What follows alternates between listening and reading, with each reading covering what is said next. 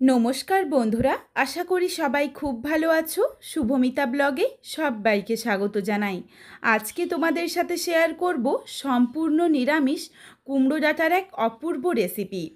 কুমড়ো ডাঁটা তো অনেকভাবে রান্না করে খেয়েছো, তবে তোমাদের কাছে আমার অনুরোধ রইল বাড়িতে অবশ্যই একবার হলেও কুমড়ো ডাঁটা এইভাবে রান্না করে দেখো। গরম ভাত হোক বা রুটি পরোটা, যে কোনো কিছুর সাথেই ভীষণ ভালো লাগে খেতে। রেসিপিটা কিন্তু কেউ স্কিপ করো না। স্কিপ করলে আমি কি পদ্ধতিতে রেসিপিটা বানালাম বা কী মশলার অ্যাড করলাম সেটা তোমরা মিস করে যাবে। তখন হয়তো রেসিপিটা খেতে এতটা ভালো হবে না। তাহলে চলো বন্ধুরা, রেসিপিটা দেখে নেওয়া যাক। এখানে আমি কুমড়ো ডাঁটা কেটে ধুয়ে পরিষ্কার করে রেখেছি, আর এই দিকে বেশ কিছু সবজি নিয়ে নিয়েছি। এখানে কিন্তু তোমরা তোমাদের পছন্দ মতো চাইলে আরও কিছু সবজি অ্যাড করতে পারো, তবে এখানে আমি আলু, বেগুন, পটল আর ঝিঙের ব্যবহার করেছি।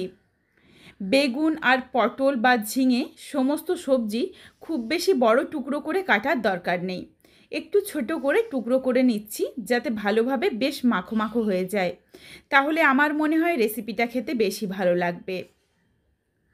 সমস্ত সবজি দেখো কেটে ধুয়ে পরিষ্কার করে একটা থালাতে নিয়ে নিয়েছি, আর সবজিগুলো কিভাবে কেটেছি তোমাদের একটু দেখিয়ে দিই।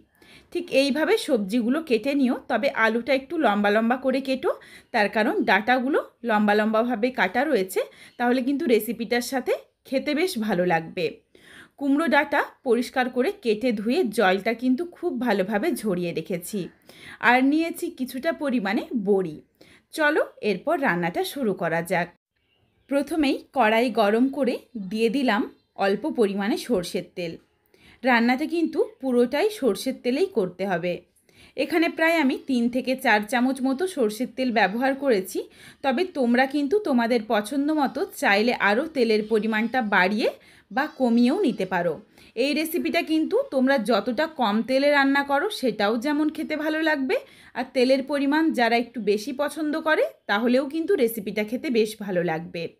তেলটা গরম হয়ে যাওয়ার পর কিছুটা পরিমাণে বড়ি দিয়ে বড়িগুলো অনবরত নাড়াচাড়া করে সুন্দর লালচে রং ধরিয়ে ভেজে তুলে রাখলাম। এরপর কড়াইয়ের মধ্যে বাকি যেটুকু তেল রয়েছে এই তেলেই দিয়ে দেব কেটে রাখা বেগুন। বেগুনগুলো একটু আমি ভেজে ব্যবহার করছি, কারণ বেগুনগুলো যদি আলাদাভাবে একটু ভেজে নেওয়া হয় তাহলে কিন্তু আমার মনে হয় রেসিপিটা খেতে বেশি ভালো লাগবে। বেগুনের মধ্যে সামান্য একটু লবণ দিয়ে দিয়েছি, এরপর নাড়াচাড়া করে ঢাকা চাপা দিয়ে বেগুনটা ভেজে নেব। এর মধ্যেই চলো বেগুনটা ভাজতে ভাজতে আমি একটা মশলার পেস্ট বানিয়ে নিই। মিক্সিং জারে নিয়ে নিচ্ছি 2 চামচ পরিমাণে পোস্ত, আর দিয়ে দিচ্ছি হাফ চামচ পরিমাণে রাই সর্ষে।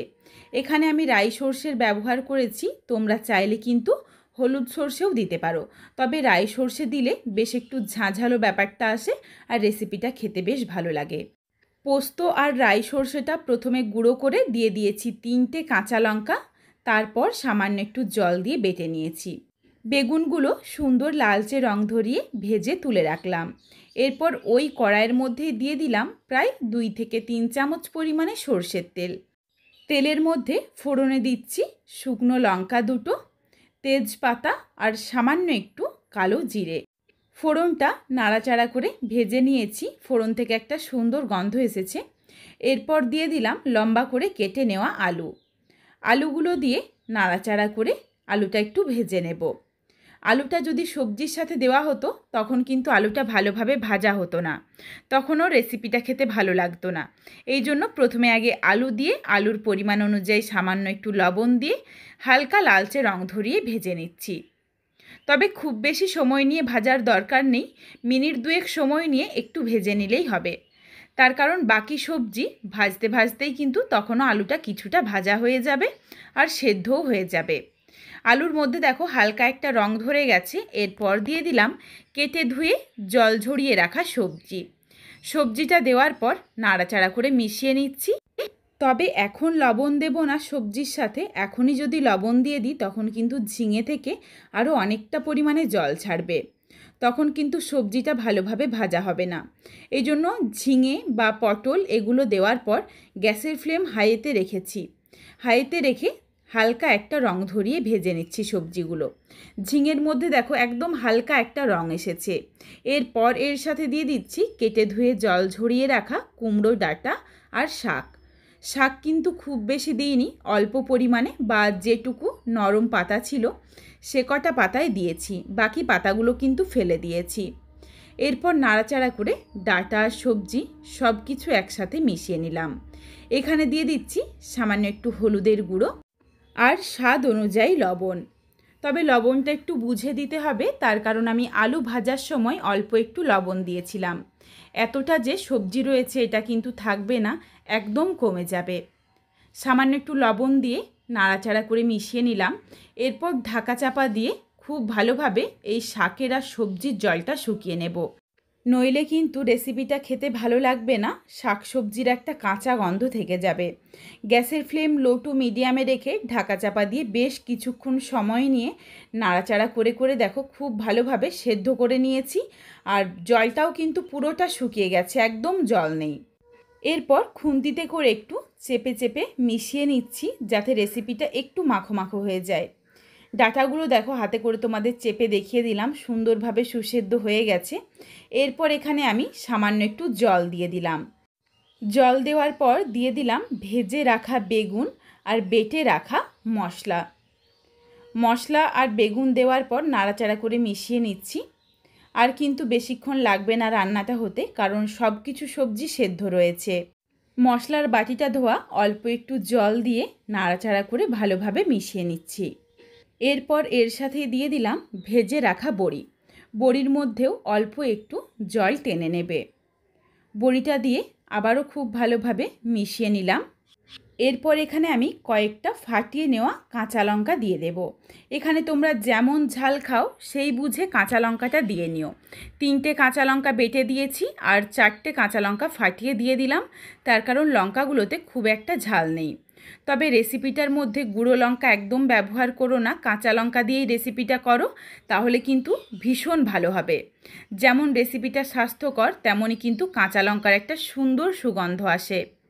কাঁচা লঙ্কা দেওয়ার পর দিয়ে দিয়েছি স্বাদ অনুযায়ী, মনে হয়েছে অল্প একটু লবণ লাগবে, এই জন্য লবণ দিয়েছি। আর দিয়েছি হাফ চামচ পরিমাণে চিনি। চিনিটা কিন্তু অবশ্যই অল্প একটু দিও, তাহলে একটু মিষ্টি মিষ্টি লাগবে আর রেসিপিটা খেতে আরও ভালো লাগবে। মিনিট 3-4 ঢাকা দিয়ে রেখেছিলাম। দেখো রেসিপিটা বেশ মাখো মাখো হয়েছে আর দেখতেই কতটা লোভনীয় হয়েছে। এরপর রেসিপিটার মধ্যে আমি 1 চামচ পরিমাণে কাঁচা সর্ষের তেল দিয়ে দিলাম।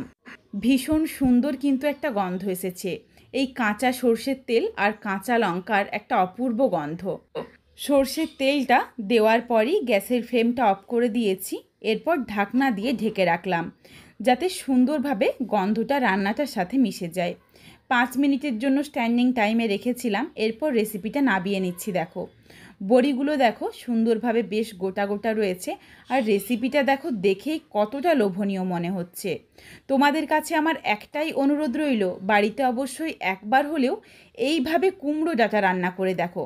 তবে কুমড়ো ডাঁটা যদি তোমরা না খাও তাহলে এটা লাউ ডাঁটা দিয়েও বানিয়ে দেখতে পারো, ভীষণ ভালো লাগবে খেতে। রেসিপিটা তোমাদের কেমন লাগলো আমায় কমেন্ট করে জানাতে ভুলো না কিন্তু। রেসিপিটা তোমাদের যদি ভালো লাগে তাহলে লাইক করো, শেয়ার করে বন্ধুদের দেখার সুযোগ করে দিও। তোমরা যদি এই রকম নিত্য নতুন রেসিপি আরও পেতে চাও তাহলে অবশ্যই আমার চ্যানেলটিকে সাবস্ক্রাইব করে পাশে থাকা বেলটি অন করে অল নোটিফিকেশান অন করে দিও, যাতে আমার প্রত্যেকটা রেসিপির নোটিফিকেশান সববার প্রথমে তোমাদের কাছে পৌঁছে যায়।